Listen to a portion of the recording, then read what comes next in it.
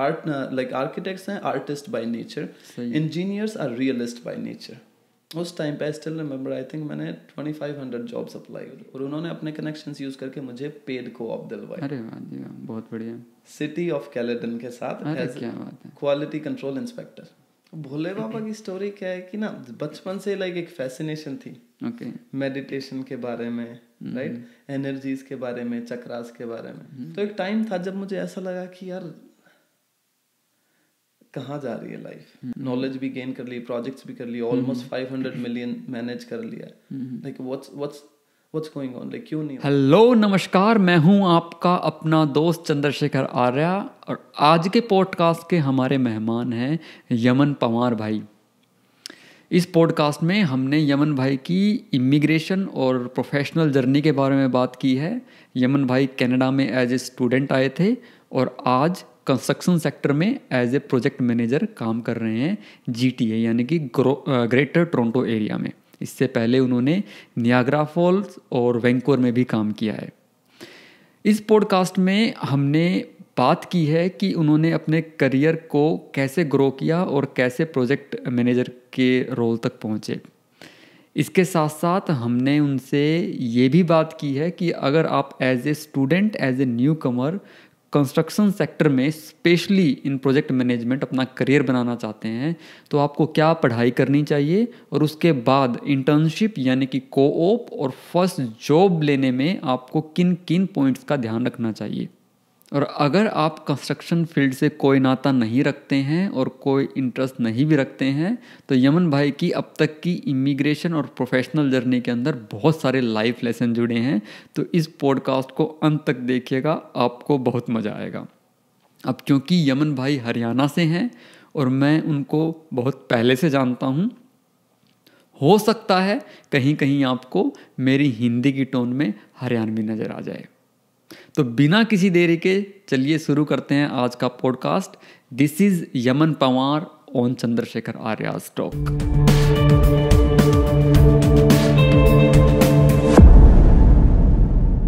Yemen भाई क्या हालचाल? बिल्कुल बढ़िया चंद्रशेखर भाई यमन, सबसे पहले बहुत बहुत धन्यवाद कि तुमने टाइम निकाला मेरे इस पॉडकास्ट के लिए। स्पेशल धन्यवाद कि ओटावा से बाहर का मेरा पहला गेस्ट है पॉडकास्ट के ऊपर, पॉडकास्ट सीरीज़ के ऊपर। तो उसके लिए बहुत बहुत धन्यवाद भाई का कि टोरंटो से आपने इस लायक समझा हमारे पॉडकास्ट को कि अपनी जो सोच है वो आज हम बातचीत करेंगे उसके लिए।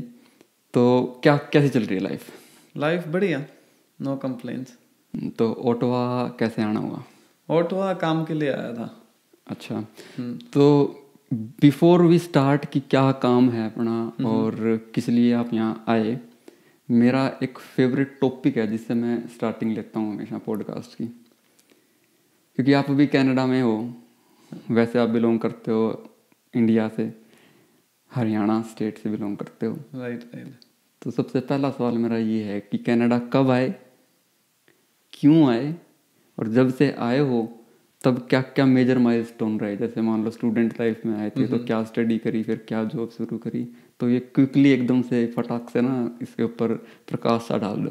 प्रकाश, तो बिफोर आई स्टार्ट बहुत बहुत धन्यवाद भाई का। थैंक यू भाई, थैंक यू बुलाने के लिए, समझने के लिए कि I am knowledgeable enough to set बिल्कुल भाई के सामने बात कर पाऊँ। पॉडकास्ट की ये तो कलाकारी है भाई कि इसके अंदर ना आपकी जो लाइफ में जो बातचीत है ना उसके अंदर इतनी लर्निंग है कि हम अभी बातचीत कर रहे हैं ना, इसमें पता नहीं चलेगा। जब हम इस पॉडकास्ट को रिकॉर्ड होने के बाद देखेंगे ना तो खुद देखोगे अच्छा ये भी सीख सकता हूँ मैं खुद की बात से। बिल्कुल, प्लीज कैरी ऑन।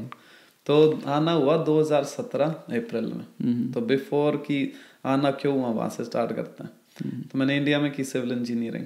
अच्छा, सिविल इंजीनियरिंग करके 4 साल, फिर मैंने कहा यार इंजीनियरिंग इनफ नहीं है, राइट। इंडिया में अपने कितने सारे इंजीनियर्स। बिल्कुल। तो मैंने कहा कुछ ऐसा करना है हटके ना कि मेक्स यू स्टैंड आउट, कि कुछ समथिंग डिफरेंट, समथिंग स्पेशल, कि यार नहीं कुछ तो करना है, right. Engineering is not enough. तो फिर मैंने एक्सप्लोर किया, तो मैंने देखा कुछ कोर्सेज की, या तो मास्टर्स कर सकता हूँ, राइट। फिर मेरा पर्सनली था मैनेजमेंट में जाने का। अच्छा, लाइक मेरा था कि down the line business start करना है। तो बिजनेस स्टार्ट करने के लिए बेस्ट अप्रोच थी कि प्रोजेक्ट मैनेजर, प्रोजेक्ट कोऑर्डिनेटर, ये क्या है कि प्रोजेक्ट का ना पूरा एंड टू एंड संभालते हैं। तो वो मैं 1 मिनट ब्रेक दूंगा यहाँ छोटा सा कि आपने बोला सिविल इंजीनियर हो, राइट? राइट। तो ये आपके जो फादर वो टाउनशिप में काम कर रहे हैं, तो वहाँ से इंस्पायर्ड हुए थे या उन्होंने कुछ? आई थिंक सबकॉन्शियस में ना वन पार्ट वाज दिस, क्योंकि बचपन से जैसे पिताजी सिविल इंजीनियर गवर्नमेंट के साथ काम करते हैं टाउन एंड कंट्री प्लानिंग में, राइट? तो बचपन से घर पे नक्शे वगैरह देखते, मैप्स देखते, तो आई थिंक ना कहीं सब कॉन्शियस में ना एक वो क्यूरियोसिटी जागती रही, इंटरेस्ट पैदा हो गया वहीं सबकॉन्शियस माइंड में। ठीक ठीक ठीक। और फिर दूसरा क्या था ना, एक सिविल इंजीनियरिंग होगी, इसमें एक टेंजेबल एस्पेक्ट है प्रोजेक्ट्स का, कि कुछ भी आप करते हो ना कि you can tell your kids, your grandkids कि भाई मैंने इस प्रोजेक्ट पे काम किया, ये मैंने बनाया। तो वो जो एक सेटिस्फेक्शन है ना, टू फील अकम्पलिश्ड कुछ भी करके ना, तो वो एक वो लगा कि मुझे यार एक अकम्पलिशमेंट आती है। अच्छा, sounds you work on something then you finished a task. अभी मैंने यहाँ पे जितने भी प्रोजेक्ट किए हैं तो एक लगता है कि हाँ these are the projects I worked on, ये खत्म हो गए, राइट? तो I can talk, I can tell you, हम घूमने जाएं कि भाई ये इन प्रोजेक्ट्स पे काम किया, ये यहाँ पे मैं गया था, यहाँ पे आया था। Okay okay, right. तो गोइंग बैक टू आना कैसे हुआ कि प्रोजेक्ट मैनेजमेंट, हाँ, तो मेरा था कि यार बिजनेस सीखना है बट कुछ आगे भी करना है, civil engineering is not enough. तो मैंने एक्सप्लोर किया, फिर मैंने कहा मास्टर्स करते हैं कंस्ट्रक्शन मैनेजमेंट में, यहाँ इंटरेस्ट जागा। ठीक है। तो इंडिया का बेस्ट कॉलेज है NICMAR, national institute of construction management and research. कहाँ है ये? इसके ना कई सारे कैंपस है, हैदराबाद में कैंपस है, पुणे में कैंपस है, राइट, और दिल्ली में एक कैंपस खुला था। अच्छा। उसका एडमिशन प्रोसेस था कि यू स्टार्ट विद एग्जाम दो, एक रिटन इंटरव्यू दो, then they will tell you कि आपका एडमिशन हो गया या नहीं। अच्छा। तो फिर मैंने उसका एग्जाम दिया, इंटरव्यू, ठीक है, भोले की कृपा से हो गया क्लियर। ठीक है। फिर मैंने कॉलेज में पढ़ना शुरू किया। ठीक है। तो उस कॉलेज की सबसे बड़ा सेलिंग फैक्टर था कि आपका उसमें एडमिशन हो गया ना, प्लेसमेंट गारंटीड है। अरे वाह। जॉब फॉर श्योर, इंडिया की टॉप 5 कंस्ट्रक्शन कंपनीज में you will get the job for sure. तो मैंने कहा definitely job wise perfect, satisfied. तो मैंने कहा ठीक है, राइट, गुड ऑप्शन। तो जाना स्टार्ट किया कॉलेज में। उस टाइम पे इंडिया में उसकी फीस थी 2 साल की अराउंड 15 या 16 लाख। अच्छा, वेरी एक्सपेंसिव, राइट? ये 2016-17 की बात कर, 2017-16 की बात है। 16 की बात। तो मैंने कहा यार 16-17 लाख दे रहा हूँ, एग्जाम दे के एडमिशन हुआ, must be something special, right? वही एक्सपेक्टेशन थी। सही है। स्टार्ट किया कॉलेज, हाँ, पहला वीक गया तो जो भी कोर्सेज था, जो भी थोड़ा पढ़ा ना, कि यार ऐसा लगा कि उसका ना 70% तो मुझे पता ही है पहले से, and the 30% they are teaching ना, it's not worth 16 lakh rupees and 2 years of my prime time. कि जो मेरा 2 साल, लाइक वो जो प्राइम टाइम है ना सीखने का, जिसमें I have so much calibre, so much energy to learn new things, तो मैंने कहा यार वो वर्थ नहीं लग रहा 16 लाख। पर मैंने कहा let's give it benefit of the doubt, right? थोड़ा टाइम देते हैं, let's not be too soon to जज एनीथिंग। Okay okay. तो 1 महीना पढ़ा मैं, ठीक है, राइट? 1 महीना पढ़ने के बाद फिर मेरे को लगा नहीं यार, like definitely great opportunity, job लग जाएगी, वो सब ठीक है, but I was more curious कि मुझे ज्यादा सीखना है, नॉलेज गेन करनी है। जॉब तो लग ही जाएगी, that's the secondary aspect. Okay. तो फिर मैंने मम्मी से बात की, मैंने कहा मम्मी देखो बात ऐसी है कि नहीं, कॉलेज मेरे को वर्थ लग नहीं रहा। ठीक है। आई नो एक सेमेस्टर की फीस दे दी है 2.5-3 लाख, मैंने कहा वेस्ट हो जाएंगे, क्या किया जाए? तो नॉक ऑन वुड मम्मी हमेशा बहुत सपोर्टिव रही है। मम्मी ने कहा कि बेटा देख, लाइफ बहुत बड़ी है, I don't want you to look back और थिंक कि because of that certain time कि तू लाइफ में कुछ चेंज नहीं ला पाया, राइट? तो just because of this aspect कि यार पैसे वेस्ट हो जाएंगे, डोंट स्टिक टू इट। अगर तेरा लग रहा है कि तू यहाँ पे नहीं इतना कुछ सीख रहा, तेरा मन नहीं लग रहा, तो कोई नहीं, छोड़ दे। तो उस टाइम फिर मेरे एक दोस्त ने बोला कि यार अगर तू इतना पैसा लगा ही रहा है, कनाडा चला जा या दुबई चला जा पढ़ने, इतना ही तेरा खर्चा लगेगा money wise, and then if you do not learn anything construction terms में, at least you will get to experience a different country, तो और कुछ चीजें सीखने को मिलेंगी। ओके। तो मैंने कहा मेक सेंस, राइट? आईएलटीएस की प्रिपरेशन स्टार्ट की। ठीक है। आईएलटीएस की प्रिपरेशन स्टार्ट की, फिर देखा कि कौन सा कंट्री में जाना सही रहेगा। तो उस टाइम पे इमिग्रेशन लॉज पढ़े, देखा किस कंट्री में कंस्ट्रक्शन हो रही है। दुबई वाज वो ना प्राइम जो है ना, एक्सपोनेंशियल फैक्टर जाता है, like you are growing really fast, तो वो फास्ट वाला फेज हो चुका है। Now Dubai is like settling down a little, saturation kind पे, राइट? तो मैंने कहा यार it's still good but it's not that कि वो भागा दौड़ी एकदम ग्रोइंग फैक्टर नहीं है। तो फिर मैंने देखा कि कनाडा में वो ग्रोइंग फैक्टर है, बिल्कुल, क्योंकि कनाडा की इकोनॉमी को लोगों की ज़रूरत है, जहाँ पे लोगों की ज़रूरत है वहाँ infrastructure, that's the first requirement, right. ठीक है। रोड्स बनेंगे, बिल्डिंग्स बनेंगे, दैट्स कपड़ा, मकान और घर, right.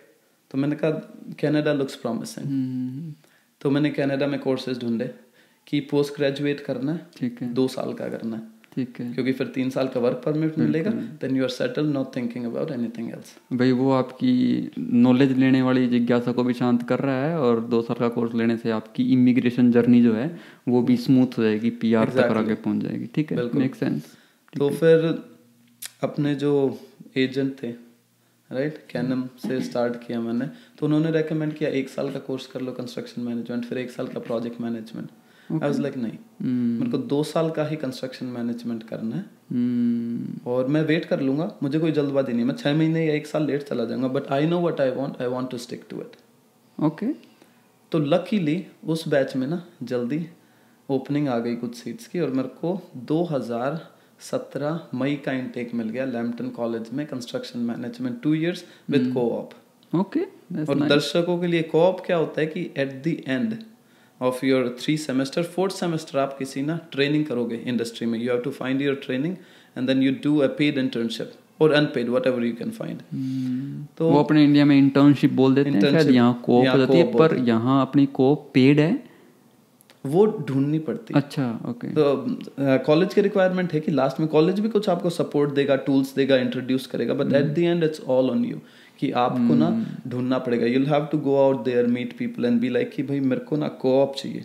It's not, it's not a job per se, it's exactly a co-op और slash internship. Okay, okay, make sense. तो आप यहाँ टोरंटो आ गए पढ़ने के लिए, अपना डिप्लोमा जो था 2 year का पीजी पोस्ट ग्रेजुएट वो करने, वो भी कंस्ट्रक्शन मैनेजमेंट। तो उस इससे हल्का आगे बढ़ेंगे कि आपने पहली जॉब कब ली और कौन सी कंपनी में ली। उससे पहले ये टर्म जो है ना प्रोजेक्ट कंस्ट्रक्शन मैनेजमेंट, इसको समझाओ थोड़ा सा, क्योंकि जब भी कंस्ट्रक्शन की बात करते हैं ना तो दिमाग के अंदर कुछ और ही आता है कि भाई कंस्ट्रक्शन में तो बिल्डिंग वाला काम होता है, क्योंकि जैसे मूवीज में भी दिखता है या वीडियोज में देखते हैं हेलमेट करके वही काम कर रहे हैं कंस्ट्रक्शन इंजीनियर जो वो काम कर रहे हैं। ये कंस्ट्रक्शन मैनेजमेंट क्या सिस्टम है, क्या इस टर्म के बारे में थोड़ा सा बताओ।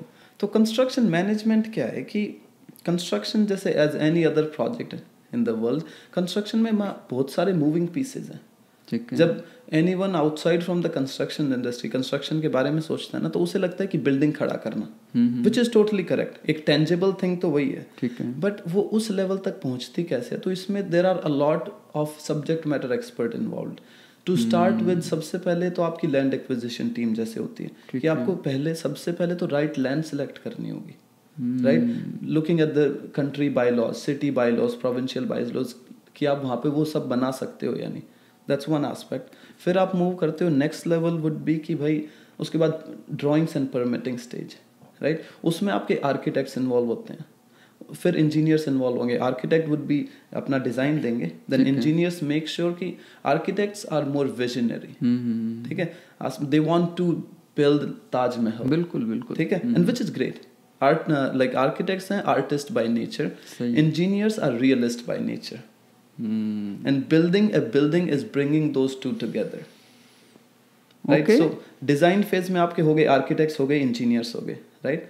अब उसके बाद प्लानिंग स्टेज आई, जिसमें आपके आगे एस्टिमेटिंग टीम, कि you need to make sure कि भैया ये प्रोजेक्ट है फाइनेंशियली फिजिबल है या नहीं। देन कम्स, उसके बाद जब ये सारा हो गया, आपके पास ड्राइंग्स हैं, आपके पास इंजीनियर्स के अप्रूवल है, इंजीनियर्स की ड्राइंग्स है, right, financially this project is making sense. फिर आपका नेक्स्ट स्टेज तब आता है फाइनली द साइट टीम, जो मोस्टली लोग कंस्ट्रक्शन को जानते हैं, कि जो अब बनना शुरू हुआ, उस पे साइट पे आपके इक्विपमेंट्स यूज हो रहे हैं, लेबर यूज हो रही है, मटेरियल यूज हो रहा है, that comes the physical aspect, right. अब यहाँ पे भी प्रोजेक्ट खत्म नहीं हुआ, अब आपको ना क्लोजिंग करनी है प्रोजेक्ट की, you have to make sure your project sells, because at the end business है, no one's running a charity, right. तो you have to make sure कि एट द एंड जब प्रोजेक्ट फिनिश हो रहा है, first your customer is satisfied, second it sells और it rents out, depending क्या project बना रहे हो। तो कंस्ट्रक्शन मैनेजमेंट क्या है, कंस्ट्रक्शन मैनेजर मेक श्योर कि वो सारे एस्पेक्ट को एक साथ मैनेज कर रहा है, Okay. all the aspects. So he needs to manage from start land acquisition से सबके साथ communicate करना. So he will be one point of contact. किसी को भी questions है ना, that will be one guy knowing everything in little bit, not in detail, but everything about the project.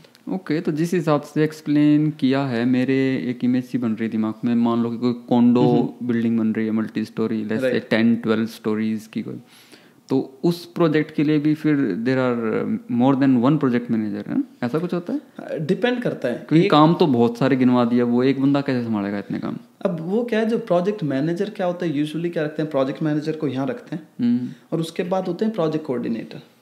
ठीक है, ठीक है. प्रोजेक्ट कोऑर्डिनेटर संभालते हैं day to day communication manage करते हैं. Project manager once he gets experience तो वो डिसीजन मेकर होता है, like reviewing the high level things. तो एक प्रोजेक्ट मैनेजर एक बड़े प्रोजेक्ट को भी मैनेज कर सकता है. ठीक है, ठीक है. तो ये जो प्रोजेक्ट कंस्ट्रक्शन मैनेजमेंट की जो भी पीजी लेवल का जो आपने कोर्स किया, इसको करने के लिए सिविल इंजीनियर भी होना जरूरी है या कुछ और? आप आर्किटेक्ट भी हो सकते हो. हमारे साथ के कई लोग थे जिन्होंने BArch किया था इंडिया से. मतलब समथिंग रिलेटेड टू कंस्ट्रक्शन, उसमें ग्रेजुएशन होनी जरूरी है, क्योंकि वो ही फिर समझ पाएगा उन चीज़ों को. Exactly. क्योंकि उसने वही चीज़ें मैनेज करनी है. बिल्कुल. तो ये मैंडेटोरी ही समझें या it's better to have graduation? It's almost mandatory. Admission नहीं देगी अदरवाइज कॉलेज में. अगर आप मैकेनिकल बैकग्राउंड से आते हो it will be difficult, but अगर आप लेट्स से आपने मैकेनिकल बैकग्राउंड से किया बट यू वर्क साइट पे इंडिया में काम किया, आपने वो एक्सपीरियंस दिखाया, पॉसिबल है. But I would say almost mandatory up until 95% कि या तो आप कंस्ट्रक्शन लाइक सिविल इंजीनियर हो, स्ट्रक्चर इंजीनियर हो, या BArch लाइक आर्किटेक्चर आपने किया हो. चलो ठीक है, बैक टू द स्टोरी पे चलते हैं कि आपने एडमिशन ले लिया, देन आपकी डिग्री जो भी कोर्स था वो पूरा हो गया. तो आपकी पहली जॉब जो थी, पहले तो था कोप, जो आपने कहाँ की थी? कोप की बहुत इंटरेस्टिंग स्टोरी. अब माइंड में ना एक पिक्चर क्लियर थी कि व्हाट आई वांट और करना क्या है, राइट. तो जब कोऑप चल रही थी तो सर्च करते टाइम, लाइक हमारे टाइम पे जब हमने कंस्ट्रक्शन मैनेजमेंट स्टार्ट की ना, बहुत ही एक it wasn't very popular course, बहुत कम लोग करते थे, और एक ना स्टिल कंस्ट्रक्शन इंडस्ट्री का एक्सपोजर बढ़ रहा था. बिल्कुल, right. So it wasn't up there. अभी तो जैसे लोगों को थोड़ा नॉलेज है व्हाट दिस इज अबाउट. हमारे टाइम पे it was just a growing industry in Canada. तो अब कोऑप ढूंढना वैसे ही मुश्किल. बट प्रोफेसर अच्छे थे and I used to teach during studying. अपने जूनियर्स को ऑटोकैड वगैरह पढ़ाता था मैं. Oh very good. क्योंकि इंडिया में मैंने ऑटोकैड का कोर्स किया था, डिजाइनिंग के कोर्स किए थे, कुछ कोर्स किए थे. तो प्रोफेसर से ना एक गुड रिलेशन बन गया था. Okay. So professor used his connections and he was like कि I know this guy, he will do something good. और उन्होंने अपने कनेक्शंस यूज करके मुझे पेड कोऑप दिलवाई. अरे वाह जी, बहुत बढ़िया. सिटी ऑफ कैलेडन के साथ एज क्वालिटी कंट्रोल इंस्पेक्टर. बहुत बढ़िया. तो शुरुआत ही भोले बाबा की कृपा से बढ़िया हो गई. भोले बाबा की कृपा से अच्छी शुरुआत हुई. ठीक है. तो मैं गया साइट पे, 3 दिन गया साइट पे. ठीक है. और उसमें क्या होता था कि ठीक है आप लोग साइट पे बैठे हो एंड देन कुछ सैंपल्स आएंगे क्वालिटी के, you take the samples, lab में ले गए, देन चेक द रिजल्ट्स. ठीक है, गुड है. 3 दिन किया, मैंने कहा नहीं यार, this is not what I want to do.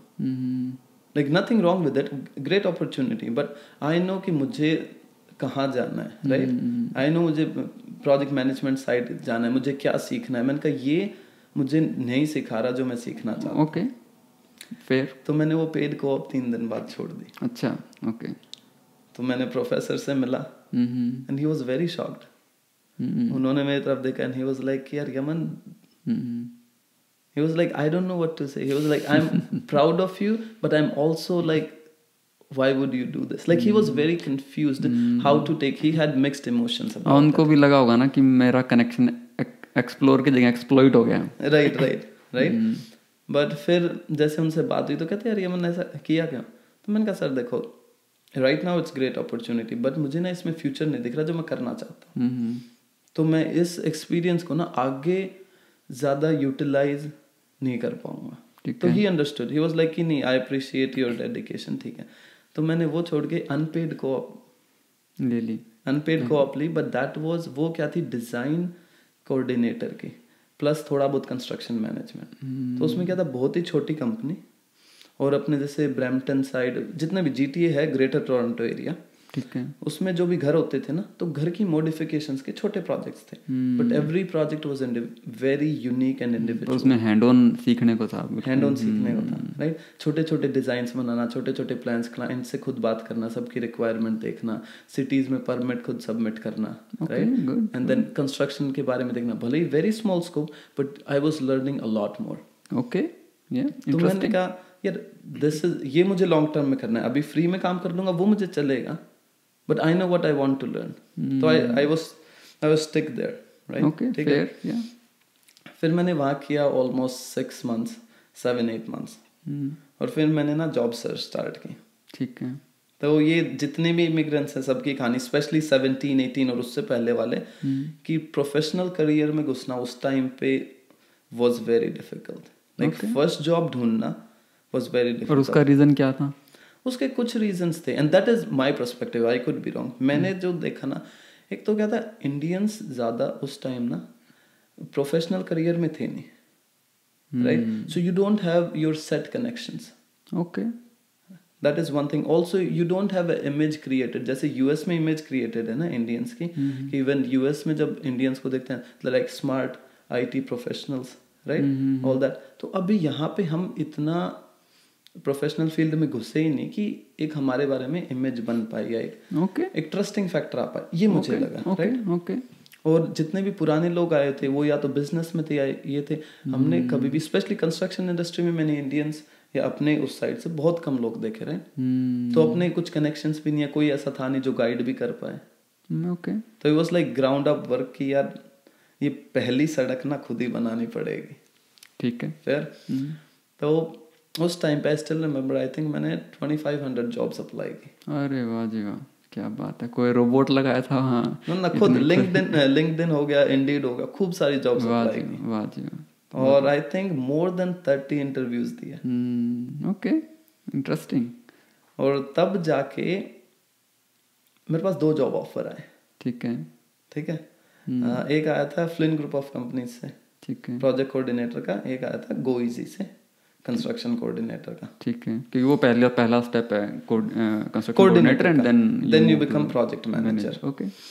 तो यहाँ से स्टार्ट हुआ। तो फिर 2 ऑफर आए। जो फ्लिन ग्रुप ऑफ कंपनीज का था वो था कि वो रूफिंग की कंपनी थी। ठीक है। तो मेरा स्कोप था वो था सिर्फ रूफिंग पे। ठीक है। सैलरी उसकी ज्यादा थी। दूसरा ऑफर था उसकी सैलरी कम थी, बट उसमें क्या था, पूरा स्कोप मैनेज करना था। ओके। छोटे प्रोजेक्ट्स, बहुत सारे projects, but you have to manage from start of hiring contractors, even before that managing the initial design से लेके बिल्कुल एंड तक। ओके। मैंने कहा इसमें सीखने को मिलेगा। ओके। ओके। तो आपने वो ले ली, वो जॉब एक्सेप्ट कर ली। ठीक है। तो वहां पे मैंने जॉब की ऑलमोस्ट 1.5 साल। ठीक है।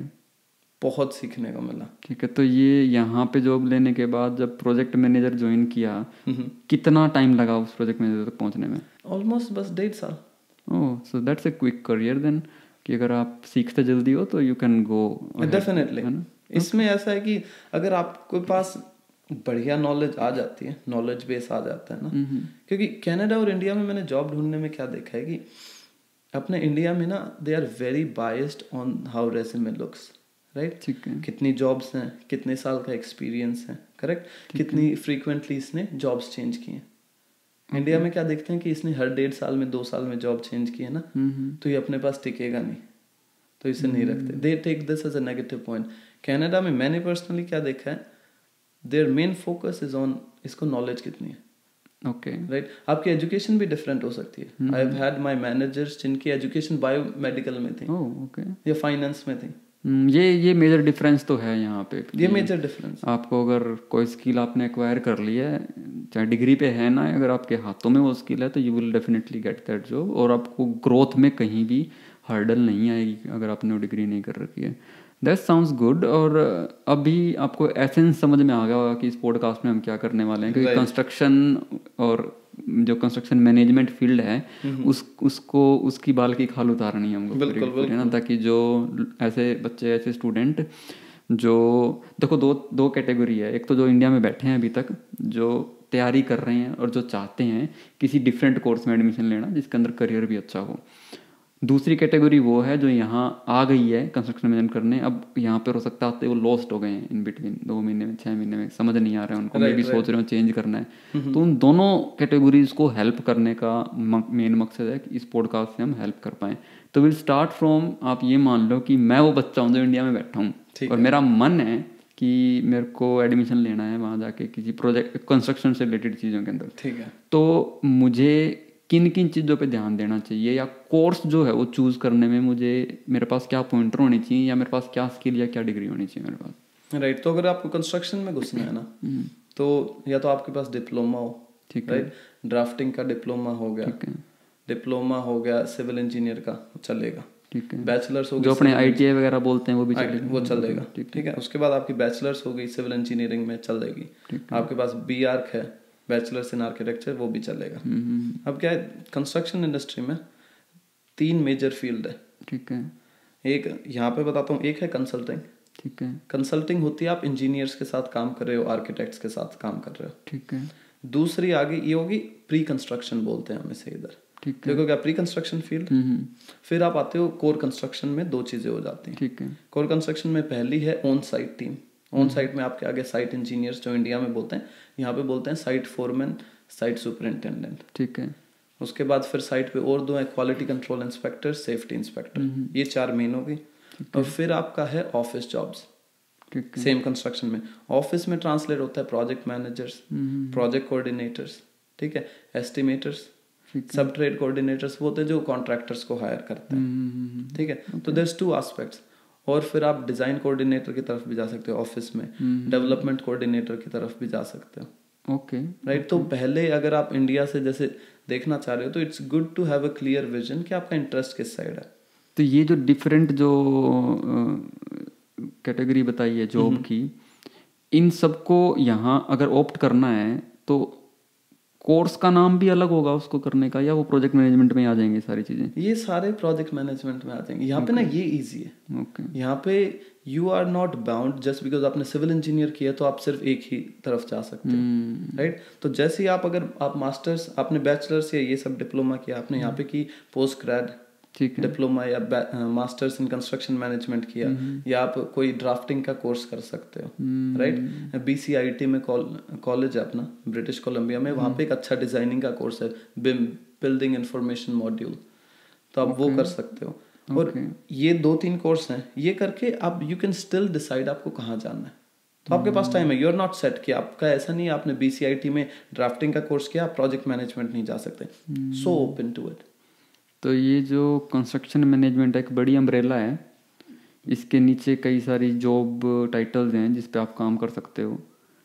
अगर स्टडी के लिए पूछूं, सिर्फ और सिर्फ स्टडी के लिए, तो क्या इसके अंदर कुछ सब कैटेगरी हैं कि लेट्स से कि मान लो एक होती है MSc बायोटेक्नोलॉजी फॉर एग्जाम्पल, है ना, फिर बायोटेक्नोलॉजी की बहुत सारी ब्रांचेज निकलती हैं, जैसे microbiology, bioinformatics, biomedical, small drug discovery, major big molecule drug discovery, उन सब में भी MSc अलग अलग होती है। तो ऐसी कोई कैटेगरी प्रोजेक्ट मैनेजमेंट इसमें है कंस्ट्रक्शन मैनेजमेंट में कि एक तो हो गया PG डिप्लोमा या मास्टर्स इन कंस्ट्रक्शन मैनेजमेंट, इसके कोई सब सब्जेक्ट्स भी हैं जिनके अंदर स्पेशलाइजेशन हो सकती है? That's it. कुछ नहीं, कुछ नहीं, सिंपल। तो ये बड़ा सिंपल हो गया फिर कि अगर किसी को इस फील्ड में घुसना है तो अपनी क्वालिफिकेशन के हिसाब से लेवल ऑफ डिग्री देख लें, सब्जेक्ट तो यही रहना है कंस्ट्रक्शन मैनेजमेंट का। कोई आएगा मास्टर्स करने, कोई आएगा PG डिप्लोमा करने, या कोई आएगा ग्रेजुएशन करने। बिल्कुल सही, ओके मेक सेंस। तो ये हो गया, ठीक है। अब यहाँ आने के बाद ऐसी कौन सी चीज़ें हैं जो उसको पढ़ाई के दौरान ही ध्यान रखनी चाहिए जिससे वो डिस्ट्रैक्ट ना हो, या ऐसे कोई पॉइंट जो पहले ही आप बता सको कि ये दिक्कतें आएंगी, इनको देख के फील्ड मत छोड़ना, ये नॉर्मल है इस कोर्स के लिए, ऐसे कुछ पॉइंटर्स हैं? राइट। तो सबसे पहले क्या है, पहला पॉइंटर है कि 2 चीज़ें, एक है कोर्स में पास होना और एक है नॉलेज गेन करना, 2 बहुत अलग चीज़ है, ओके, राइट। तो आप क्या है कि इंटरनेट से पढ़ के ये सब वो सब इधर से देखा, किसी से पूछा करके आप यहाँ की एजुकेशन क्या है, असाइनमेंट बेस्ड ज़्यादा है, 75% मार्क्स असाइनमेंट के, 25% एग्जाम्स के, ठीक है, राइट। तो अब अगर देखते हैं ना, तो आप पास इजीली हो सकते हो, थोड़ी बहुत मेहनत करी, इधर उधर देखा, आप पास हो गए, राइट। बट पास होने के बाद अगर आपने एक्चुअली नॉलेज गेन नहीं की, सब्जेक्ट्स ग्रास्प नहीं किए, तो आपको जॉब मिलना बहुत मुश्किल है। क्योंकि यहाँ पे जब आप फर्स्ट जॉब लेने जाते हो, आपसे कोई ये नहीं पूछेगा कितने मार्क्स आए थे। आपको इंटरव्यू में जो सब्जेक्ट मैटर एक्सपर्ट है 15 मिनट में बात करके उन्हें पता लग जाएगा इसे कितनी नॉलेज है। तो पहला तो पॉइंटर ये हो गया कि यहाँ पर कोर्स शुरू, अगर इस कोर्स के अंदर आना है तो ये मत सोचना कि अगर कोर्स पूरा कर लिया तो इजी लाइफ हो जाएगी, इजी जॉब हो जाएगी ना। आपको प्रॉपरली डे 1 से ही कोर्स के दौरान भी ये सारी की सारी चीज़ें सीखनी पड़ेंगी, तब जाके इसमें करियर सेट होगा। अगर ऐसा माइंडसेट नहीं है तो चेंज योर कोर्स, इस कोर्स में तो दाल नहीं करने वाली है। बिल्कुल सही बात बोली आपने। तो आप जब कोर्स कर रहे हो ना, तो कोर्स पे ध्यान दो, राइट। बहुत सारी अच्छी चीज़ें हैं सीखने को, तो उनको कोर बिल्कुल डीप कॉन्सेप्ट अच्छे से समझो। ओके एक और चीज़ है कि जब एज ए स्टूडेंट आते हैं तो 20 आवर्स पार्ट टाइम अलाउड होता है शायद करने के लिए, है ना।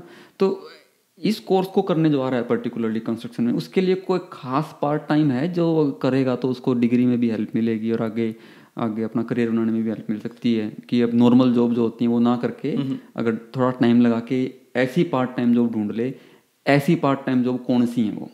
बहुत बढ़िया क्वेश्चन, राइट। तो ऐसी पार्ट टाइम जॉब है, अगर आप साइट पे ना कुछ आप कंस्ट्रक्शन लेबर लग जाओ, ठीक है, या आप किसी फ्लोरिंग कॉन्ट्रैक्टर के साथ थोड़ा फ्लोरिंग का काम सीखने लग जाओ, कोई भी ट्रेड का काम, एटलीस्ट उस इकोसिस्टम के अंदर तो घुस गए। बहुत, हाँ, आपको इकोसिस्टम का थोड़ा सा भी समझ आ गया ना, थोड़ी सी अंडरस्टैंडिंग आ गई, वेरी बेनिफिशियल। साइट की थोड़ी सी भी नॉलेज, जस्ट साइट पे वॉक करने से ना आपका एक विजन क्लियर होता है। क्योंकि इंडिया और यहाँ की कंस्ट्रक्शन में डिफरेंस है।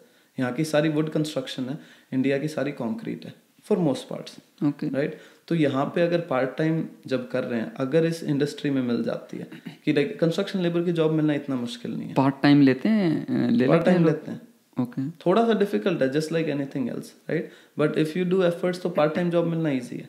Okay, not that easy, but if you try that it's very much possible. But वो जो भी प्रोजेक्ट चल रहा है पर वो पार्ट टाइम ओपनिंग्स ओपन होती हैं, वो ले लेते हैं वो, मतलब ऐसा नहीं कि फुल टाइम मिलेंगे वो, ऐसा तो कुछ नहीं। क्योंकि बहुत सारे क्या छोटे कॉन्ट्रैक्टर्स होते हैं ना, जो छोटे छोटे प्रोजेक्ट्स पे काम करते हैं, तो उनको लेबर की जरूरत है 2 दिन 3 दिन, राइट। और जब एक बार आपका थोड़ा रिलेशन बनता है एंड व्हाट नॉट, तो अब वो एडजस्ट हो जाता है। और नहीं तो कोई रिनोवेशन की कंपनी है उसमें शुरू कर दो, बिल्कुल, राइट, उसमें भी बारीक चीज़ें सीखने को मिल जाएंगी। Okay, this is a good thing. तो ये अगर करेंगे तो उनकी हेल्प हो सकती है। अच्छा, coming back to the original story जो हमारी चल रही थी आपकी जॉब की, तो आपकी पहली जॉब थी वो प्रोजेक्ट कोऑर्डिनेटर की हो गई, राइट। उसके बाद फिर प्रोजेक्ट कोऑर्डिनेटर की जॉब हुई। फिर मुझे क्या था, मैं 4 महीने इंडिया गया, वो जॉब फिनिश की, छोड़ी। और उसके बाद उस टाइम क्या था, कोविड का टाइम चल रहा था, और फैमिली ने, मेरी कजन्स ने एक स्कूल खरीदा था राजस्थान में। तो मैंने कहा थोड़ा ना एक इनिशियल सेटअप करवाने के लिए थोड़ा, मैंने कहा लेट्स सी, एक उधर भी थोड़ी मैनेजमेंट ज़रूरत थी, तो मैं 4 महीने इंडिया गया। ठीक है। फिर इंडिया से ही मैंने जॉब सर्च की। ओके। फिर इंडिया से जॉब सर्च करते हुए, क्योंकि क्या है, आपने एक बार इनिशियल जॉब पकड़ ली ना और गुड एक्सपीरियंस गेन कर लिया, तो उसके बाद जॉब मिलना आसान है। Then you get the upper hand. Starting में हमें ऐसा होता है कि यार हमें जॉब चाहिए, एक बार एक्सपीरियंस के बाद नाउ कंपनीज आर लाइक यार हमें आप चाहिए, right, and then you select the companies. Okay, तो आप 1-2 साल में if you grasp the industry really good, अगर आप सब्जेक्ट मैटर एक्सपर्ट बन गए, तो you flip the game. Now people want you, you don't want companies want you. ठीक है, राइट। तो फिर इंडिया से इंटरव्यू देने स्टार्ट किए। ओके। तो उसके बाद now I became a little more selective कि किस टाइप की कंपनी में जाना है, राइट, थोड़ा आगे का सोचना है। तो फिर मैंने ब्रिटिश कोलंबिया में एक कंपनी में जॉब स्टार्ट की। Okay, great company to learn. Okay, wait, तो अभी तक आप यहाँ थे GTA में पहली जॉब तक, एंड देन इंडिया चले गए, उसके बाद आप वैंकूवर शिफ्ट हो गए। वैंकूवर शिफ्ट हो गया, ओके। और ये सारा इंटरव्यू प्रोसेस चल रहा है मैं इंडिया ही। ठीक है, ठीक है। इंडिया फर्स्ट इंटरव्यू दिया, सेकंड इंटरव्यू दिया, थर्ड इंटरव्यू दिया, ऑफर लेटर आया, टिकट बुक की, पहले आए इधर मिसिसागा, सामान उठाया, वैंकूवर शिफ्ट। ठीक है। जो ये वैंकूवर वाली जॉब थी ये मैनेजर की थी या ये कोई भी कोऑर्डिनेटर वाली थी? ये थी सीनियर प्रोजेक्ट कोऑर्डिनेटर की। ओके, तो एक स्टेप और आगे, and it's almost senior project coordinator is very much similar और almost same to project manager. ये एक ही बात है, ओके, तो इसको पहुंचने में कितना, 1 साल लगा? ऑलमोस्ट 1.5 साल। ओके, 1.5 साल लगा। ठीक है, ठीक है। तो फिर ये कंपनी में क्या थी, ये कंपनी बनाती थी बड़े प्रोजेक्ट्स। अब पिछली कंपनी में क्या थे, एक प्रोजेक्ट की कॉस्ट होती थी बिटवीन $100,000 to 150, बट प्रोजेक्ट्स बहुत ज़्यादा थे, ऑलमोस्ट 75 प्रोजेक्ट्स थे। अब इस कंपनी में क्या है, एक प्रोजेक्ट है $40 to 50 मिलियन के बीच, ऑलमोस्ट 60 मिलियन। ठीक है। और मेरे पास उस टाइम थे at one time 3 to 4 projects. तो एक्सपोजर ना कितना एकदम चेंज हो गया, going from small renovations to अब हम बनाते थे। अब ये डेवलपर था, राइट, फैमिली ओन बिजनेस। ये क्या करते हैं, लैंड बाय करेंगे। ओके, लैंड बाय की, उसके बाद इनिशियल प्लान सेटअप किए, and then they build it. और ये रेंटल अपार्टमेंट्स बनाते थे। ओके, बेचते नहीं थे, they keep the assets in वहीं वैंकूवर में। हाँ, बीसी में, all across British Columbia, Halifax में भी, तो all across Canada majority portfolio था बीसी में, बट एक्सपेंड कर रहे हैं। ठीक है, राइट। और मेरे सारे प्रोजेक्ट्स थे, 3 प्रोजेक्ट्स आइलैंड पे थे और 3 प्रोजेक्ट्स थे वैंकूवर में, कैलोना और क्रैनब्रुक। ओके, ओके, ठीक है। ये तो प्रोजेक्ट्स अभी इसी जॉब में हो कि अब चेंज अब चेंज हो गई है? यानी कि अब चेंज हो गई। ठीक है, कैरी ऑन। तो इस जॉब में बहुत कुछ सीखने को मिला। इसमें सीखा कि बड़े प्रोजेक्ट्स कैसे मैनेज करने हैं। तो ये क्या बनाते थे, एक लैंड पे 4-5 apartment buildings, 4-5 floor would construction. तो इसमें पूरी बड़ी 100 लेबर एक टाइम पे होती थी। ओके। और जो आपका क्वेश्चन था कि इतना वास्ट प्रोजेक्ट चल रहा है, राइट, हर दिन 150 to 130 लोग काम करने आ रहे हैं साइड पे। एक प्रोजेक्ट मैनेजर कैसे मैनेज कर रहा है सब। तो उसमें क्या डेलीकेशन है। इट्स प्रोजेक्ट मैनेजर में क्या है, finding the right team, right. तो वो टास्क बट जाते हैं। ओके, ठीक है। अब जैसे क्या होता है कि हमारा डेवलपमेंट कोऑर्डिनेटर होता है, राइट। डेवलपमेंट कोऑर्डिनेटर सारा कुछ परमिटिंग का संभालता है। He will talk to the city, he will make sure initial plans are right, ये सब देखेगा। फिर अगला आता है अपना डिजाइन कोऑर्डिनेटर। वो ना सारा कंसल्टेंट संभालता है, इंजीनियर से बात करेगा, आर्किटेक्ट से बात करेगा, वो कम्युनिकेशन पार्ट। फिर आपका आता है उसके बाद एस्टिमेटर, वो सिर्फ और सिर्फ फाइनेंशियल्स देखेगा कि क्या ये प्रोजेक्ट फिजिबल है। ठीक है। उसके बाद आपका आ गया साइट टीम में साइट सुपर, साइट फॉरमैन, ये सारी लेबर्स को ऑन साइट संभालते हैं। और ऑफिस में जो सब ट्रेड कोऑर्डिनेटर है, जो ट्रेड्स हायर करता है, वो उनका हायर लेवल पे चेक करता है परफॉर्मेंस कैसी आ रही है, उनकी पेमेंट्स जा रही है या नहीं, राइट। फिर उसके बाद साइट पे आपकी सेफ्टी टीम आ गई, क्वालिटी टीम आ गई। तो क्या you have a lot multiple coordinators across departments, और वो सारे कोऑर्डिनेटर्स मिलके प्रोजेक्ट मैनेजर को रिपोर्ट करते हैं। नॉट एग्जैक्टली रिपोर्ट पर से, but like a collective approach है। ओके, तो यहाँ आपका जो लेवल था वो सीनियर कोऑर्डिनेटर का था। हाँ। तो कुछ कोऑर्डिनेटर आपको रिपोर्ट करते थे? हाँ, रिपोर्ट नॉट एवरीवन, बट कुछ कोऑर्डिनेटर रिपोर्ट करते थे। So I wasn't there direct manager, कि ऐसा नहीं है कि मैं उन्हें हायर कर रहा हूँ या मैं उनकी सैलरी देख रहा हूँ, but for that particular project, उस प्रोजेक्ट से रिलेटेड कोई भी इंफॉर्मेशन है तो I am there first point of contact. Okay, make sense. तो ये वाली जॉब कितने टाइम की आपने यहाँ पे? ये ऑलमोस्ट 1 year 7 months। ओके, तो ऑलमोस्ट 1.25 साल के आसपास। 1.25 साल के आसपास। ठीक है। और उसके बाद फिर क्या चेंज किया? उसके बाद फिर मैं मूव हो गया था, सेंट कैथरीन आया था, नाइग्रा फॉल्स। ओह, ओके, नाइस। तो यहाँ पे मूव होने का रीजन था कि एक नया डेवलपर मार्केट में आया। तो I always had a thing for कि स्मॉल डेवलपर्स के साथ काम करना, क्योंकि सीखने को ज़्यादा मिलता है, राइट। तो वो फर्स्ट टाइम मार्केट में डेवलपर था। He wanted to start a project कि यार मेरे पास ज़मीन है, आई वांट समवन कि जो मेरा पूरा कंस्ट्रक्शन डिपार्टमेंट सेटअप करे from scratch, builds a framework कि ऐसा सब कुछ सॉफ्टवेयर हो गया, लॉज हो गए, रेगुलेशंस हो गए, जो कंपनी की पॉलिसीज, ऐसा सब बना दे कि मेरे आगे भी मैं प्रोजेक्ट चलाता रहूँ। ठीक है। लाइक बेसिक्स अपना फ्रेमवर्क सेट कर दें। आई was like sure I can do that. तो ये जॉब एक्सेप्ट की, वेरी एक्साइटेड। ठीक है। हमने स्टार्ट किया उस पर काम करना। अब उस टाइम, ये वो टाइम है जिस टाइम 2 चीज़ें हुई। फर्स्ट, ड्यू टू अपना कोविड के टाइम ना, कंस्ट्रक्शन कॉस्ट वेंट अप 30%। हाँ, मल्टीपल फैक्टर्स थे, right. That was one. Second, supply chain issues, materials में डिले हो रही हैं, सब हो रहा है, दैट वाज वन। तो क्या हुआ कि जो हमारे डेवलपर थे जिनके साथ काम करना स्टार्ट किया, वो कॉस्ट कंसल्टेंट की रिपोर्ट से काम कर रहे थे जो 1 साल पुरानी थी। और वो वैसे भी नए डेवलपर थे, तो घबरा गए होंगे वो तो। Exactly, right. तो उनको लगा कि पहले इंडस्ट्री में क्या होता था कि आपने जो एक बार रेट ले लिया ना, वो 2-3-4 साल सेम ही चल रहा है, 2-3% चेंज आ गया, राइट। बट कोविड की वजह से क्या, no one was prepared for it. 30% change आना कंस्ट्रक्शन कॉस्ट में विद इन 1.5 वुड इतनी महंगी हो गई थी, इसका कोई आइडिया ही नहीं है। तो वेरी अनहर्ड ऑफ, राइट। तो हमने स्टार्ट किया, तो माय फर्स्ट क्वेश्चन वाज कि ये आपकी कॉस्ट कहाँ से आई है। ही वाज लाइक यार कॉस्ट कंसल्टेंट। मैंने कहा कब किया? कहते लास्ट ईयर। मैंने कहा दैट्स नॉट वैलिड एनीमोर। मैंने कहा मार्केट बहुत चेंज हुई है। तो was like okay let's see. तो हमने कॉस्ट कंसल्टेंट को ना, नए कॉस्ट कंसल्टेंट हायर किया लेटेस्ट रिपोर्ट के लिए। वो चल रहा था, उसके पैरेलल अब क्या हुआ, interest rate started going up. बिल्कुल, मैं अच्छे से समझता हूँ क्योंकि मैं मॉर्गेज राइट। तो अब क्या हुआ कि क्या हो रहा है कि उन्होंने एक्स प्राइस रखा हुआ है, लेट्स से एक अपार्टमेंट का उन्होंने लेट्स से 650,000 प्राइस रखा हुआ है, और लेट्स से कंस्ट्रक्शन कॉस्ट आ रही है 490,000 और 500,000, तो $150,000 का लेट्स से प्रॉफिट है उस पे। बाकी सब एक्सपेंस हटाते हैं। For now let's just go with core principles. ठीक है। अब क्या हुआ कि जब नई कॉस्ट कंसल्टेंट की रिपोर्ट आई ना, तो that 150,000 squeezed into 75,000। Oh. Right? Your construction cost went up almost 30%. And he didn't realize, he was like, damn. बिल्कुल बिल्कुल। Now we are sitting at 75,000 because of one aspect. अब second aspect था interest rate ऊपर जा रहा है। अब आप कितने अच्छे से समझते हो उसको। बिल्कुल बिल्कुल बिल्कुल। अब जो कस्टमर 6 लाख का अफोर्ड कर सकता था, अब उसकी अफोर्डेबिलिटी कम आ गई। नाउ ही इज सेइंग कि वही जो 6 लाख का है ना, मैं यार अफोर्ड नहीं कर सकता, मुझे ना 5.5 या 5.25 में दो। तो वो जो 75,000 है वो स्क्वीज होके ऑलमोस्ट 25,000 पहुंच चुका है।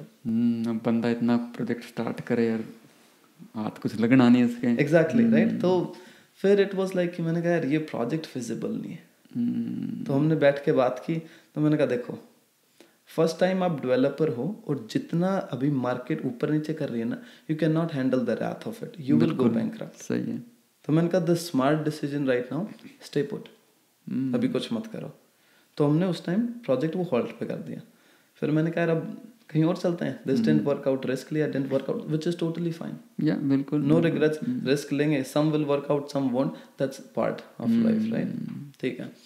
फिर उसके बाद मैंने ज्वाइन किया स्पेक्सेवर्स। ओके। तो ये आपकी करंट, ये मेरी करंट जॉब है। ओके ठीक है। इसमें हूँ मैं सीनियर कंस्ट्रक्शन मैनेजर। ओके, बहुत बढ़िया। तो इसमें फिर इसमें मुझे क्या करना है, जितने भी स्पेक्सेवर्स के ना स्टोर्स हो, इनके ना रिटेल स्टोर्स बनते हैं। रिटेल स्टोर्स क्या होता है कि यहाँ पे ना there's a couple of industries. एक रिटेल कंस्ट्रक्शन होता है। रिटेल कंस्ट्रक्शन में क्या है कि जैसे आप लीज पे लोगे, आप कोई भी अपना स्टोर खोल रहे हो, लेट्स से नाइकी का स्टोर खोल रहे हो, राइट। तो पहले आप देखोगे यार किस जगह पे खोलना है, वो आप जगह लीज पे लेते हो, राइट। फिर उसके बाद उसको रेडी करना, आपको उसमें कंस्ट्रक्शन करवानी है, अपना सब सेटअप करना है कि नाइकी जैसा दिखे, बिल्कुल बिल्कुल, राइट। तो मेरा काम इसमें वही है। तो ये कंपनी क्या कर रही है, इनको 200 स्टोर्स ओपन करना है। Okay okay, right. तो उन्होंने फिर ओंटारियो और मैनिटोबा मिला के इनका 70 to 75% पोर्टफोलियो। ओके। तो ये 2 प्रोविंस का जितना भी पोर्टफोलियो है ये मुझे संभालना है। ओके। तो अभी ओटावा जो आए हो वो इस कंपनी के काम से आए हो, इट मीन्स कि ओटावा में इनका कोई स्टोर ओपन हो रहा है, right. Okay okay, make sense. तो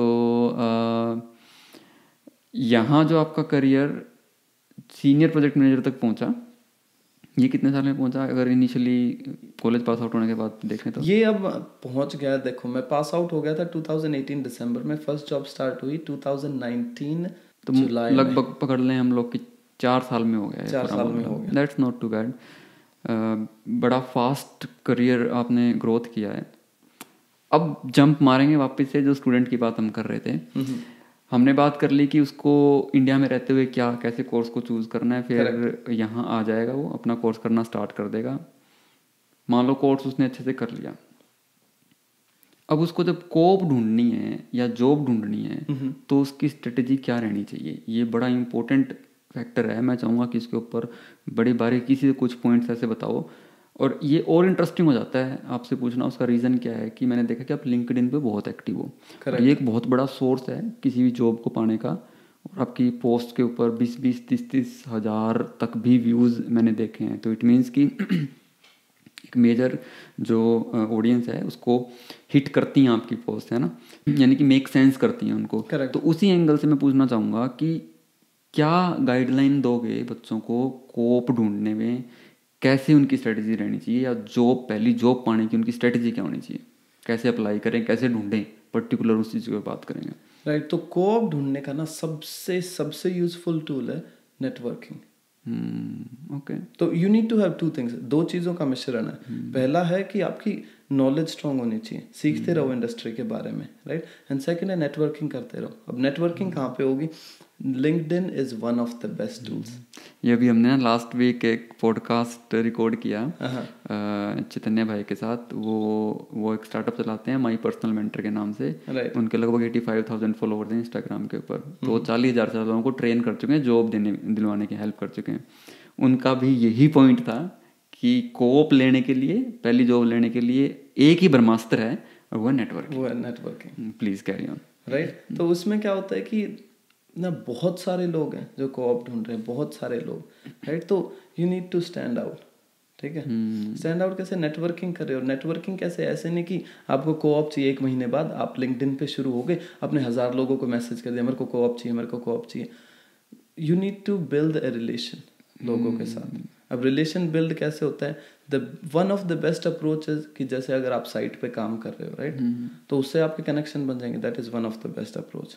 अगर चलो आपको साइट पे जॉब नहीं मिली, right, what you can do is networking events होते हैं, राइट। कंस्ट्रक्शन इंडस्ट्री के नेटवर्किंग इवेंट्स होते हैं, प्रोजेक्ट मैनेजमेंट इंस्टीट्यूट है उसके नेटवर्किंग इवेंट्स होते हैं। Okay. तो उन इवेंट्स में जाना, लोगों से बात करना, राइट, और इंडस्ट्री एक्सपर्ट्स से जो हैं, सीनियर्स हैं, उनसे बात करना, प्रोफेसर्स को बोलना कि एलुमनाइज को बुलाएं, राइट, उनसे हम थोड़ी बात करें। So that is one of the right ways to do networking. Networking is good, और ये फिजिकली इवेंट से भी हो सकती है और ये आपकी लिंक्डइन के थ्रू भी हो सकती है। इसको क्वेश्चन को थोड़ा सा और इंटरेस्टिंग बनाते हैं। आपने बोला कि 2,500 के आसपास आपने जो अप्लाई करी है ना। आज अब एक्सपीरियंसड हो गए हो, प्रोजेक्ट मैनेजर हो गया, अब लगता है कि अगर कोई टाइम मशीन हो, अगर आप 4 साल पीछे चले जाओ और अब आपको जॉब अप्लाई करनी हो, तो क्या स्ट्रेटजीज होंगी आपकी कि वो 2,500 जॉब अप्लाई ना करनी पड़े, शायद 10, 15, 20 या 50 से काम चल जाए? उसके बारे में बताओ। तो उसके बारे में एक चीज़ जो मुझे हमेशा उस टाइम नहीं पता थी ना, वो थी कि फील्ड में पार्ट टाइम जॉब भी थी।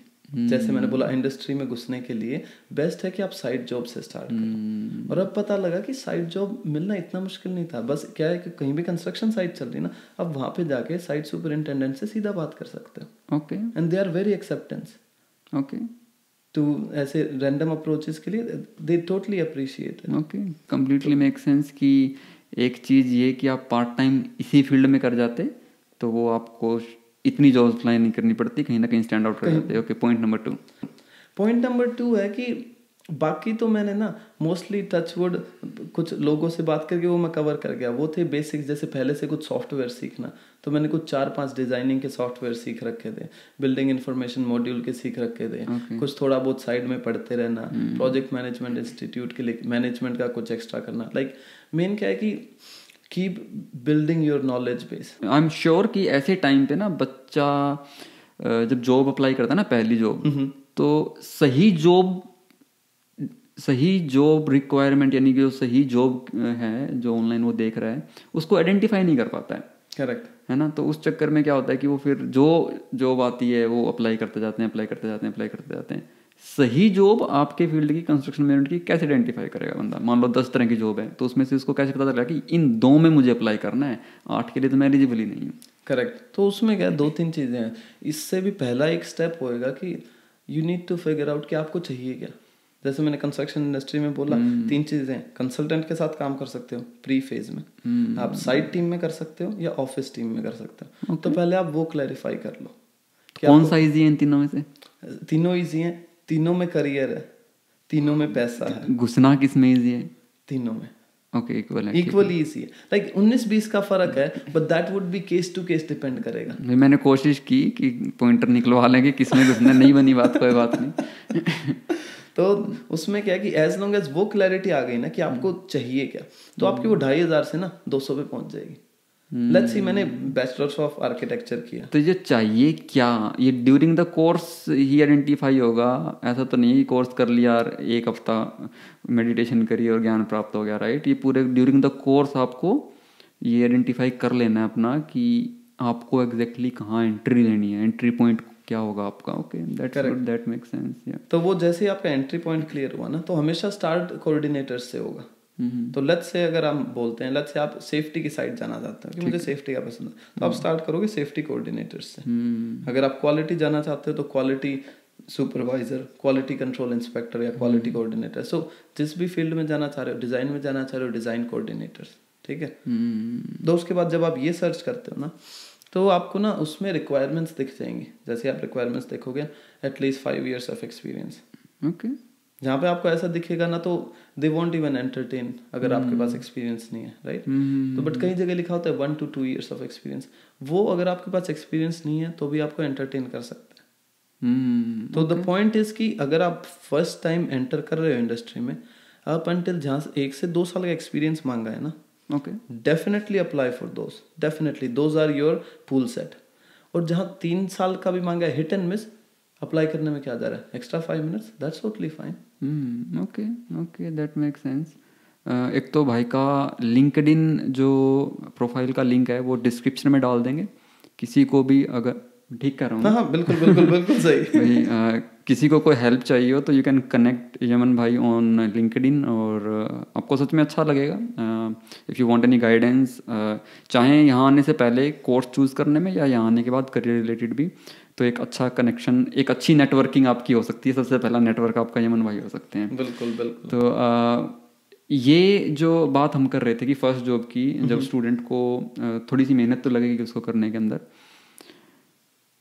ये जो कंस्ट्रक्शन जो पूरा इकोसिस्टम है, क्या ये नए बंदों की एंट्री के अंदर अड़ंगियां लगाता है, कुछ हर्डल्स क्रिएट करता है? क्योंकि कुछ कुछ ऐसी इंडस्ट्रीज हैं, मैंने सुना है, जैसे I might be wrong, superficially मैंने सुना है, जैसे कि ये एक तरीके से ना माफिया की तरह काम करती है पूरी, बिल्डर्स और ये सब चीज़ें। तो इसमें घुसना क्या एंट्री लेवल पे आसान है?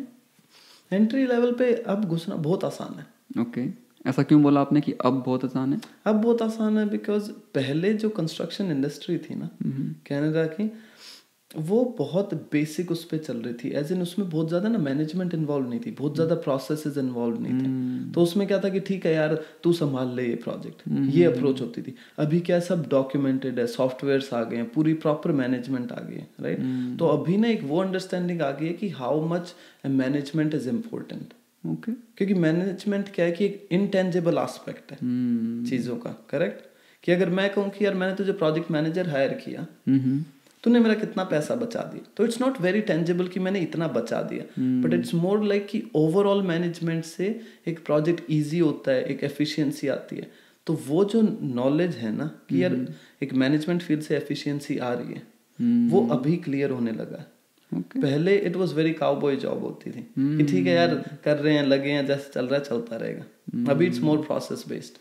मुझे लग रहा है कि हमारे पास एक और टॉपिक, एक और एपिसोड बन रहा है पॉडकास्ट का, वो ऐसा कि जो लोग यहाँ पे एज ए बिल्डर अपने आप को सेटअप करना चाहते हैं, चाहे छोटे लेवल पे भी, उनके लिए क्या इनसाइट अपन दे सकते हैं? क्योंकि आई एम प्रीटी श्योर कि इन 4 सालों में आपने इन एंड आउट बहुत देखे होंगे कि कहाँ से क्या कैसे घुसा जाता है क्या नहीं। उसके ऊपर एक पॉडकास्ट जरूर बनाएंगे ताकि एंटरप्रेन्योर्स को जो अपना खुद का बिजनेस सेट करना चाहते हैं इस इंडस्ट्री में, उनको उस पर हेल्प मिल जाए। अब gradually we are going toward the end of the podcast.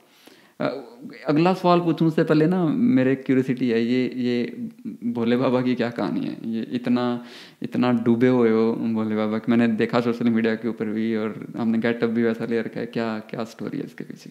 भोले बाबा की स्टोरी क्या है कि ना बचपन से लाइक एक फैसिनेशन थी, ओके, मेडिटेशन के बारे में, राइट, एनर्जीज के बारे में, चक्रास के बारे में। एक फैसिनेशन इस चीज की थी कि जो भी ठीक है टेंजिबल एस्पेक्ट ऑफ थिंग्स है वो तो चलता रहता है, correct, but I was like there is something more to it. क्योंकि लाइफ में, वर्ल्ड में बहुत सारी ना रैंडम चीजें हो रही हैं, right, and there are few things जो इंडिया में हम देखते हैं कि यार ये कैसे पॉसिबल है। स्पिरिचुअल एक्सपीरियंसेस हो गए इससे रिलेटेड, राइट। तो मुझे ना एक हमेशा ये था कि एक स्पिरिचुअलिटी में ना एक्सप्लोर करने का, तो थोड़ा थोड़ा एक्सप्लोर किया, मेडिटेशन स्टार्ट की। तो मेडिटेशन से लगा कि 2 चीज मुझे रियलाइज हुई। Meditation is a tool to make your mind stronger. क्योंकि अपने इंडिया में हम क्या करते हैं, लिंक कर देते हैं meditation equals to good person, वैसा नहीं है। Okay, meditation is a tool just to make your mind stronger. जैसे अपने जिम जाते हैं, अब जिम जाता हूँ मैं, राइट, गुड बाइसेप्स है, गुड चेस्ट है, I am physically strong, doesn't make me a good person, right? तो same meditation doesn't make you a good person, meditation makes your mind really strong. मतलब कि episode तीसरा दूसरा तो उनके लिए, तीसरा मतलब स्पिरिचुअलिटी पे बनाना पड़ेगा, अब अध्यात्म के ऊपर बनाना पड़ेगा। Anyway sorry, please carry on. तो फिर उससे क्या है कि एक माइंड स्ट्रांग होता है ना, तो एक आपको अब छोटी छोटी प्रॉब्लम्स आपको बॉदर नहीं करती। तो जब मैंने बचपन से मेडिटेशन स्टार्ट किया, राइट, थोड़ा स्पिरिचुअलिटी की तरफ गए, तो फिर क्या होता है, आप ना बहुत ज़्यादा ओवर थिंकिंग बंद कर देते हो, आपकी एंग्जाइटी कम हो जाती है। अब एक चीज़ में आपको थोड़ी एक्सेप्टेंस, जो मुझे पर्सनली एक्सेप्टेंस आने लगी कि यार हमारे हाथ में ना कुछ 5 to 10% ही है लाइफ का, everything else is very random, और उससे आप मेडिटेशन से कंट्रोल कर सकते हो। मेरा इंटरेस्ट भोले बाबा में है कि भोले बाबा का कनेक्शन कैसे जुड़ा लाइफ से। अध्यात्म तो मेरे समझ में आ गई, राइट, भोले बाबा की एंट्री कैसे हुई? तो भोले बाबा की जैसे मेडिटेशन को एक्सप्लोर किया, योगा को एक्सप्लोर किया, तो उनका जो शून्य है ना, जहाँ से शुरुआत हुई, वो है हमारे ओके भोले बाबा।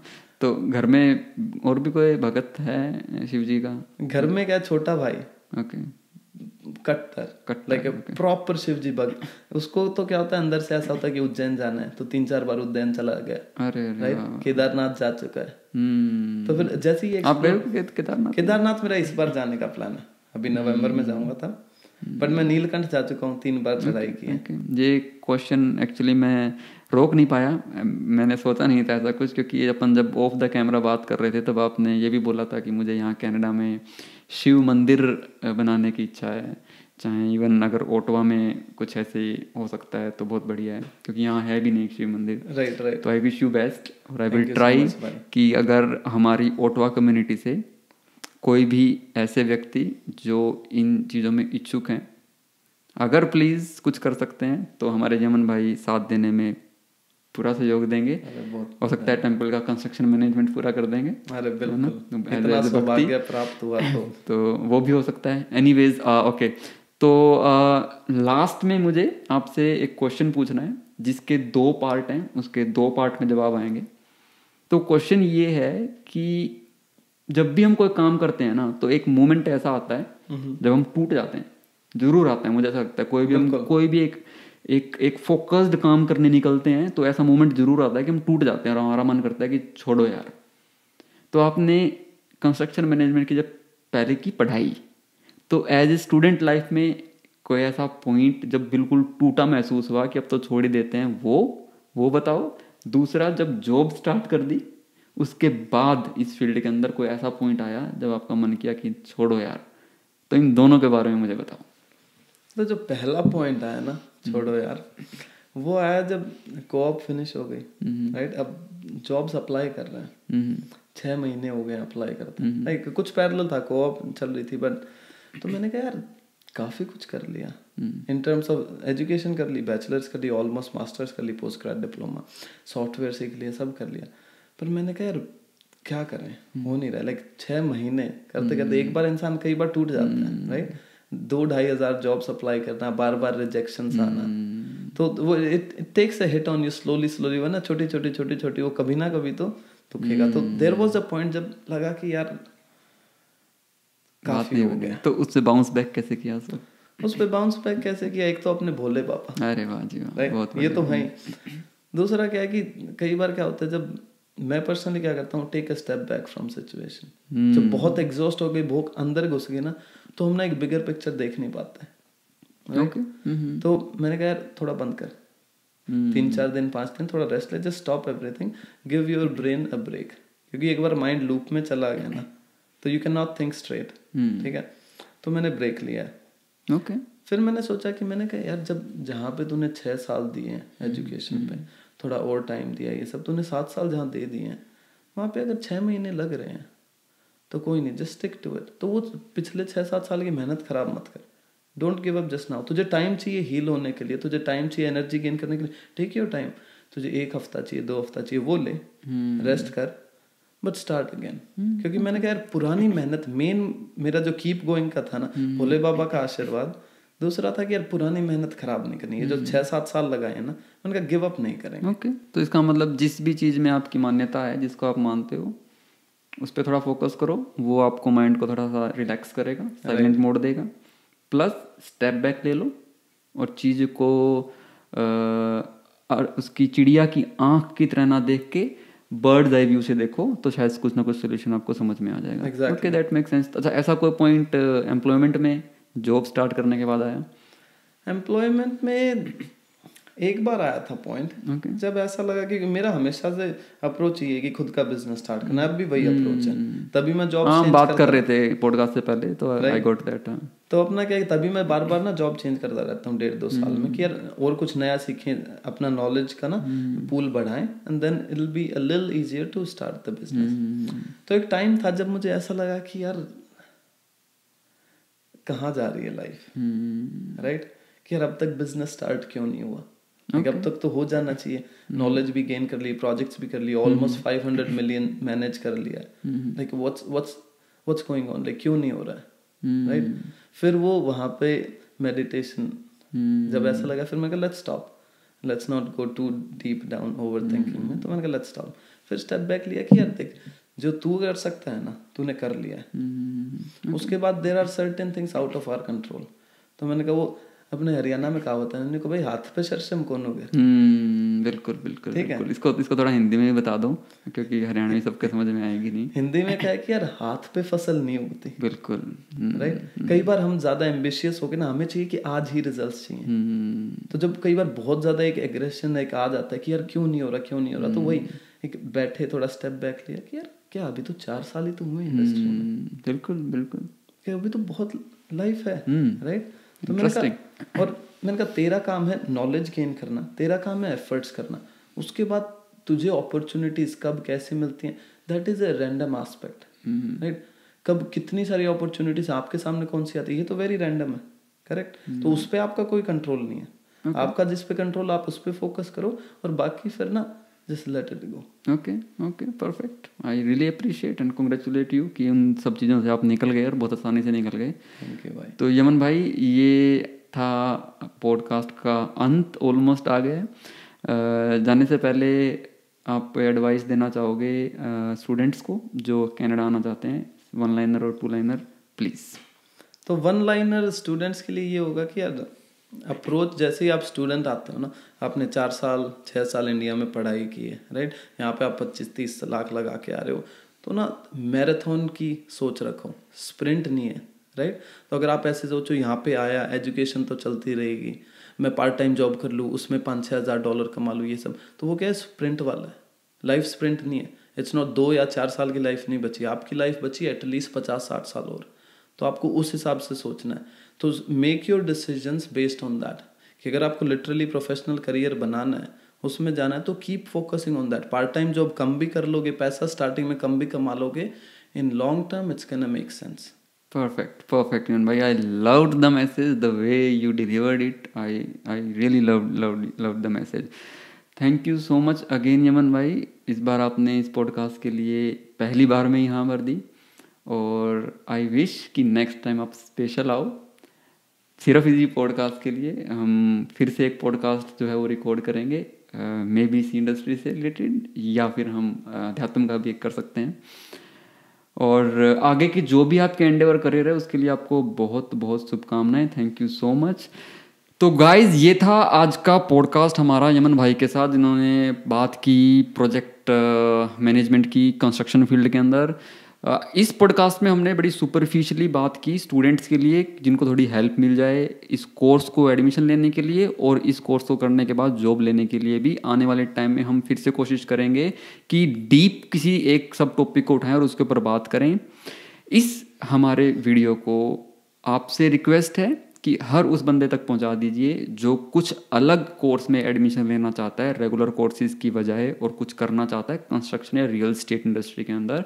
ये इंडस्ट्री अभी इस टाइम पे हर देश के अंदर बहुत ग्रोइंग इंडस्ट्री है, क्योंकि जैसे जैसे पॉपुलेशन बढ़ती है वैसे वैसे इंफ्रास्ट्रक्चर को बढ़ाने की रिक्वायरमेंट पड़ती है।